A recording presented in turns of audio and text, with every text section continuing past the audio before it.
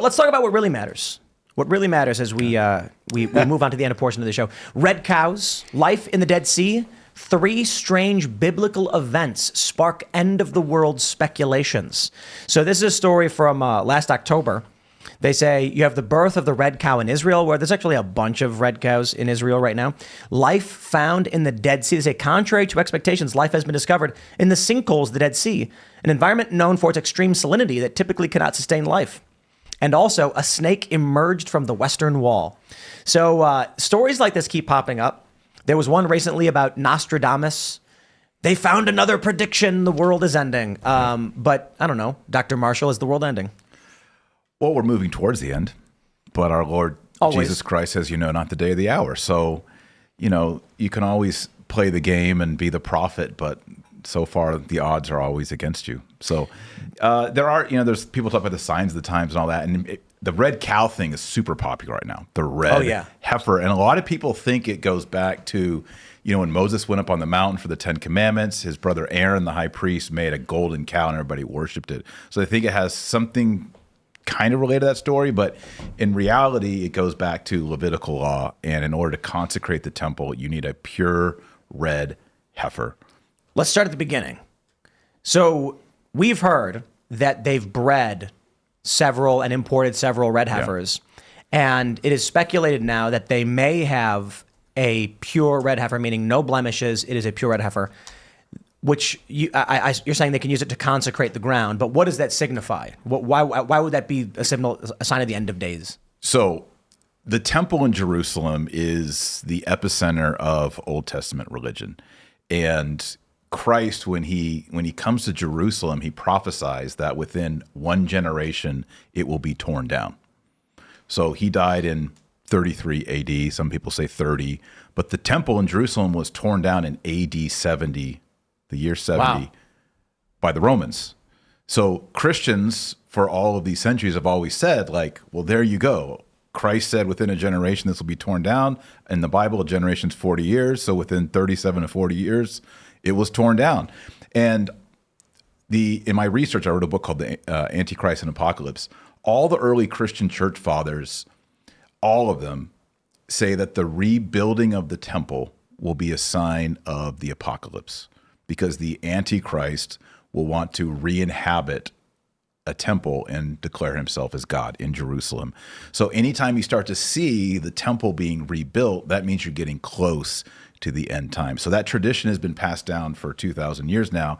And now that you have a lot of people saying, hey, we've got a red heifer. And by the way, I'm a small-time cattle rancher. I have red heifers. I think they're unblemished. I've looked at them. They look pretty good. I got good. So you are searching for the red heifer? No, I'm not. I'm getting beef. I like steaks.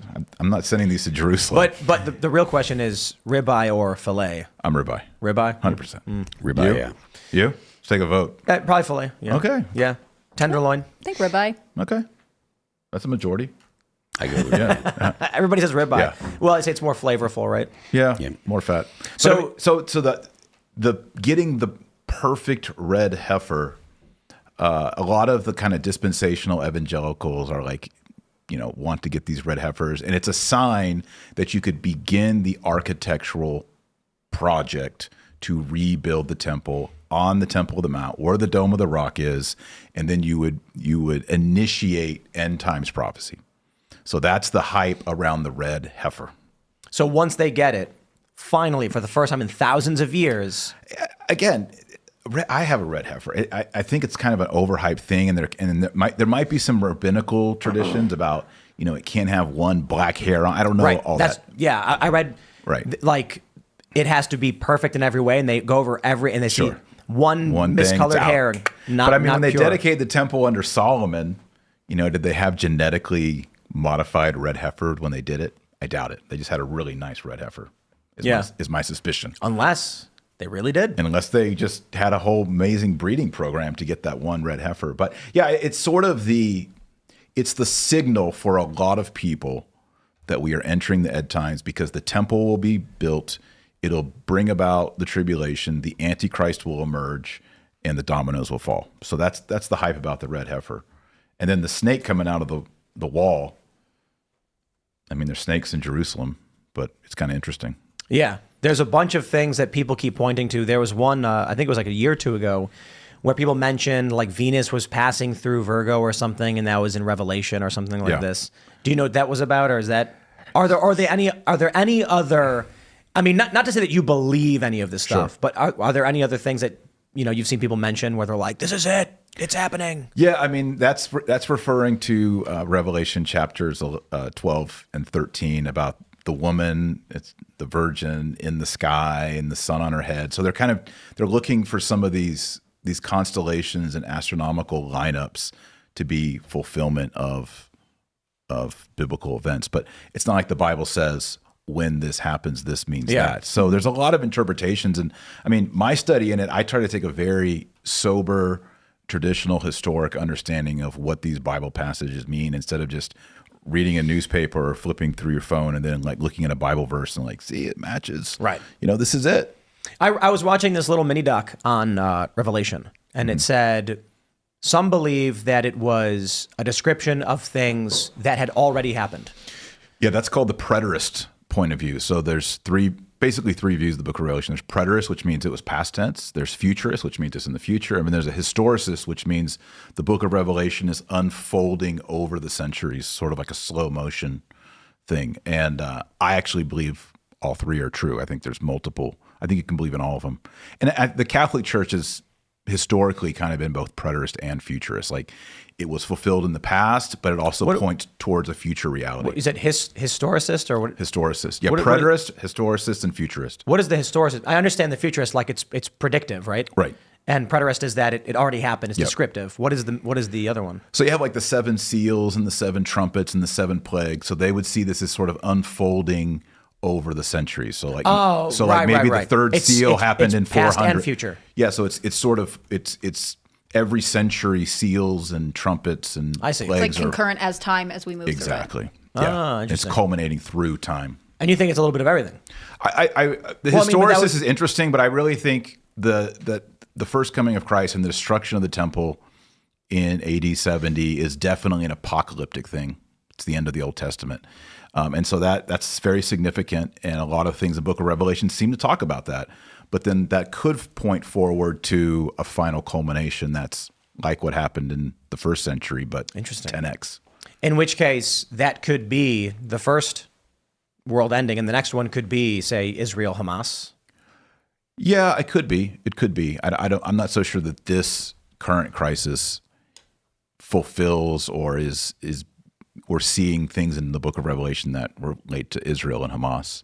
But certainly I think in the book of Revelation, the Temple Mount, the temple, all the Antichrist, all of those things are much more specific. And right now we don't see anything that really looks like that. I mean, we've certainly had a handful of guests who are like, I can tell you who the Antichrist is. Yeah, I don't think so. We did one show where they said it was either Donald Trump or Elon Musk. Well, all the church fathers they all say that the Antichrist will be Jewish. Really? Because he will claim to be the Messiah. And you don't really have a good claim on the Messiah if you're Scottish. Right? So the general consensus is the Antichrist, because he's the anti-Messiah. Antichrist means anti-Messiah. But for Christians, that you wouldn't have to be Jewish, would you? Well, in order to be the Messiah, to claim that you're the fulfillment of the Messiah, you would have to be. Even in Christianity? Yeah, because the Messiah has to be a child of Abraham. But they could be Christian. Yeah, but he's not genetic. Because all the prophecy in the Old Testament, the Messiah comes from Abraham through King David. They have to be like ethnically Jewish. Yeah. They can't be a convert. No. So are you saying but Jared they Kushner? could be ethnically Jewish, but still raised Christian or something. Yeah, absolutely. Absolutely. And there's actually one tradition that this is not in the Bible, but there's a tradition that the Antichrist will be born of a nun who was ethnically Jewish. So like a Catholic nun who was ethnically Jewish. Interesting.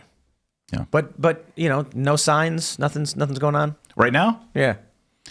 Not everybody wants it to be. Everybody, that way, you know what I mean? Everybody wants it, and kind of why? Like, I think people want signs because they feel like if they can interpret the signs, they're able to get ahead of the future or what's coming. What it is when you're lost and you don't know where you are. Before we had phones and all that, and you have like a Maps-Go. I don't know if y'all remember Maps-Go's, and you're just like we had MapQuest. Yeah, you're looking at these things and you're like, where am I?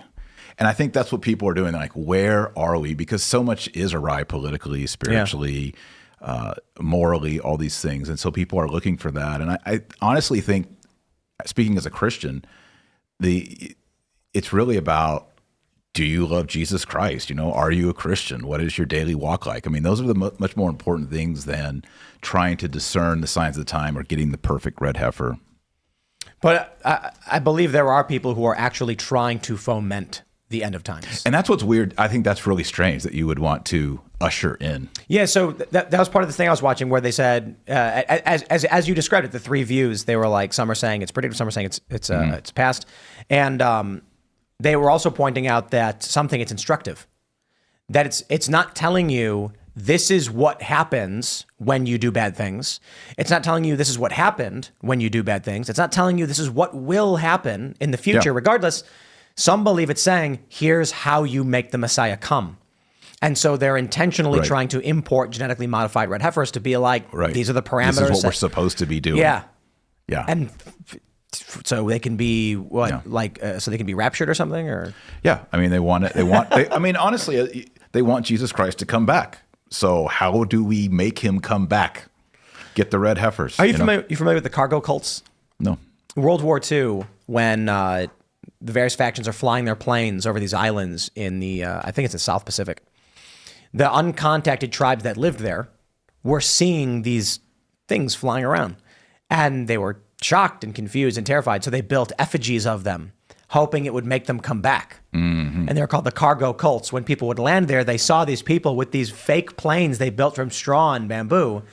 And part of me, it feels it's kind of like that. Like, actually, let me start by asking you this question: Is there a stated reason as to why Jesus came to save mankind? Yes, because of sin. But, so St. Paul calls Christ the new Adam. So Adam, Eve, sin, and then there needs to be a redemption. There needs to be an atonement. But was there a catalyst? Like, this is the moment, or was it, God decided? Yeah. So St. Paul says that Christ came in the fullness of time. So that he doesn't explain what that means, but there's an indication here that something had happened in the world. And a lot of people say, you have the Roman roads, you kind of have the world starting to get connected to one another so that you can have a spreading of the message over time. The reason I bring it up is that the idea that someone would foment rapture or the coming of the Messiah sounds a lot like some dude building a bamboo plane and bowing before it, hoping the planes come back. You know what I mean? Yeah.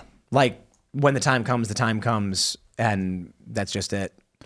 I mean, it's going to be a horrible time. They say there'll be the most martyrs of all time. There'll be persecution. There'll be martyrdom. There'll be murders. I mean, it'll be plagues. It'll be very difficult. So, like Christians that talk about like seeing signs in America, etc. I imagine that like the description that I've heard in in Revelation and stuff, it sounds way more like massive war and like actual like civil war in America, kind of like an apocalypse. Yeah, like like an and apocalypse. so like when people are like, man, you can tell it's coming. Look around here. I'm like, man, there's a lot of people going to work, dude. There's a lot of the lights are still on, man. So like. But apocalypse means revelation, doesn't it? Yeah, revelation means apocalypse. And apocalypse, apo means away or pulling, and calypse is like a veil. So you're pulling a veil away. Oh. That's what it means. What if the veil is removed and people can see through it? Like everybody's on DMT all at once. No, immediate no for me. I don't like this at all. No, I think it's when you read the opening chapter of the book of Revelation, which is called Apocalypse in Greek, it talks about how John, who's the last living apostle, God pulls away basically the veil so that he can see what God sees, which is going to happen on earth. So he's seeing things he's looking down and he's seeing from the heaven point of view. Wow. What made you interested in this? Like, were you always a Catholic? How did you get to where you are now? I was raised nothing. I wasn't baptized. I didn't go to any churches. And when I was like 12 or 13, my dad got me all the autographs of the Texas Rangers. I was a huge baseball fan. And there was a player named Daryl Porter, and he wrote under his name ROM 10:9, which is a Bible verse. And I found out it was a Bible verse. It's Romans 10:9. And it reads, if you believe Jesus is Lord and confess, if you confess with your mouth Jesus is Lord and believe in your heart that God raised him from the dead, you'll be saved. And I was like, oh, you can be saved? Just pray this Bible verse? I mean, I was like 12 or 13. And so then I started having a lot of questions about God and Jesus and spirituality. So I just, all through high school and college was reading and studying. I actually became an Episcopalian priest. Wow. And then I got really involved in the pro-life movement, and it was like all Catholics all the time.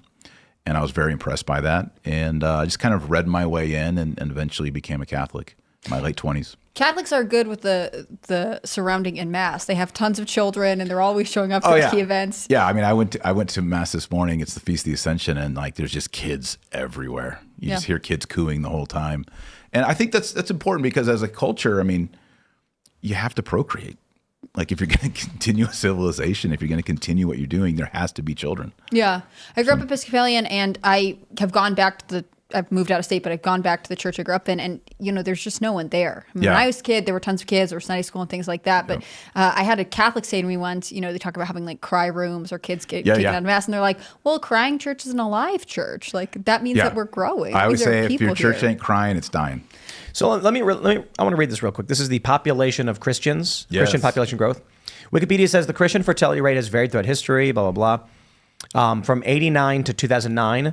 The average world fertility rate decreased from 3.5 to 2.58, a fall of 0.92. We get it. The average weighted fertility rate for Christian nations decreased in the same period from 3.26 to 2.58. Let me see. The average weight for Muslims decreased as well. I'm trying to see what's the actual number. I guess they don't have it. They don't have it. Well, it decreased to what? 2.58 as of 2009. Yeah. So. Well, let's see. Oh, there it goes, right. 2.7 right there. Is that what it says? Christians are second with 2.7 behind. And Muslims are at 3.1. Muslims. So Christians at 2.7. Liberals are at like 1.3, 1.2 or something, or less. I think it might be like 0.7 now. Yeah.